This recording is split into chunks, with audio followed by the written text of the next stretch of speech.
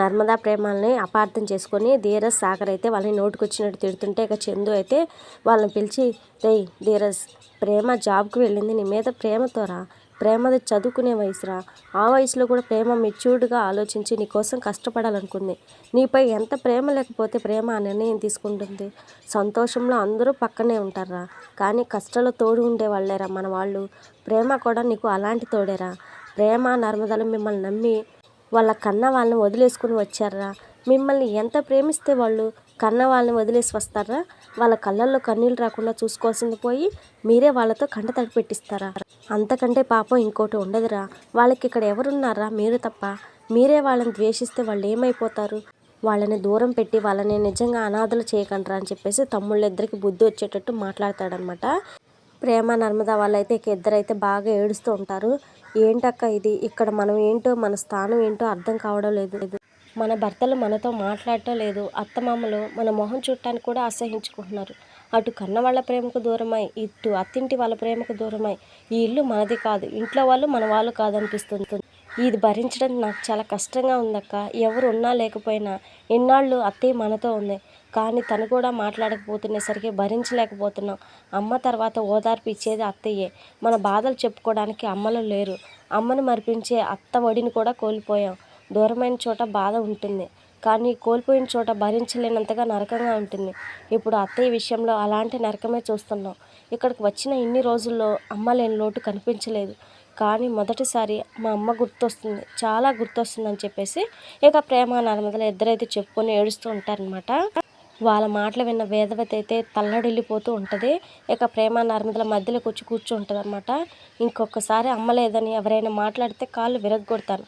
అమ్మ గుర్తొస్తుందా, అమ్మ పక్కన ఉంటే బాగుండు అనిపిస్తుందా, మరి ఇక్కడ ఉన్నది ఎవరే, దెయ్యాన్న నేను అని చెప్పేసి అంటదనమాట. ఇక నర్మద ప్రేమ అయితే ఇద్దరు ఏడుస్తూ వేదవతి భుజం మీద అయితే వాలిపోతారనమాట. ఇక అప్పుడే శ్రీవల్లి అయితే తుల్లిపడి లేస్తుంది. అంటే ఇది శ్రీవల్లి కలగనుందనమాట, కానీ అదే నిజం అవుతుంది. ఇక లేవడమే, నా తాళాలేవి, నాకు ఇంత భయంకరమైన కల వచ్చింది ఏంటి అని చెప్పేసి తాళాల కోసం అయితే శ్రీవల్లి వెతుక్కుంటూ ఉంటుందన్నమాట. తాళాలు పక్కలోనే కనిపించేసరికి శ్రీవల్లికి అయితే పోయిన ప్రాణం వచ్చినట్టు అనిపిస్తుంది అనమాట. దేవుడా, ఓ మంచి దేవుడా, ఇంటి పెత్తనం నా గుప్పెట్లో ఉండాలి. మామయ్య గారు నేనేం చెప్పినా గుడ్డిగా నమ్మేసి గొర్రెలా తలాడించాలి. అత్తయ్యగారు ఎప్పటికీ ఇద్దరు కోడల మీద రగిలిపోవాలి. వాళ్ళతో అస్సలు మాట్లాడకూడదు. ఈ ఇంట్లో నా మాటే శాసనంలా ఉండిపోవాలని చెప్పేసి అనుకుంటూ ఉండగానే ఇంతలో తనకైతే వేదవతి ప్రేమ నర్మద వాళ్ళు నవ్వినట్టు వినిపిస్తూ ఉంటుందన్నమాట. ఏంటబ్బా అని చెప్పేసి బయటకు వచ్చి చూసేసరికి వాళ్ళు ముగ్గురు అయితే హాయిగా నవ్వుకుంటూ కనిపిస్తారు. నాకు అది చూసి ఇక కళ్ళు తిరిగి పడిపోద్ది అనమాట శ్రీవల్లి. ఇక ప్రేమ నర్మద అయితే శ్రీవల్లి మీద నీళ్లు చల్లి, ఏంటి బల్లక్కై టపిమని అలా పడిపోయా అని చెప్పేసి అంటారనమాట. కళ్ళే తిరిగాయా లేకుంటే ఏకంగా గుండె ఆగిపోయిందా బల్లక్క అని చెప్పేసి అంటూ ఉంటారు. ఇక శ్రీవల్లి అయితే లేచి, ఏంటి మీరు అత్తయ్యతో కలిసిపోయారా, ఇంతకు ముందులాగానే మాట్లాడేసుకుంటున్నారా అని చెప్పేసి అంటుందన్నమాట. ఇక ఇంతలో వేదవతి వచ్చి, వల్లి ఏం మాట్లాడుతున్నావు, నేను వీళ్ళతో కలిసిపోవడం ఏంటి, వీళ్ళతో మాట్లాడడం ఏంటి, నీళ్లలో పాలు కలవచ్చేమో కానీ వీళ్ళతో నేను కలవడం మాత్రం కుదరదు అని చెప్పేసి అంటుందన్నమాట. మీరు మాట్లాడకపోతే మాకు పొద్దు మరి అని చెప్పేసి ఇక ప్రేమ నర్మద వాళ్ళు అయితే అంటారనమాట.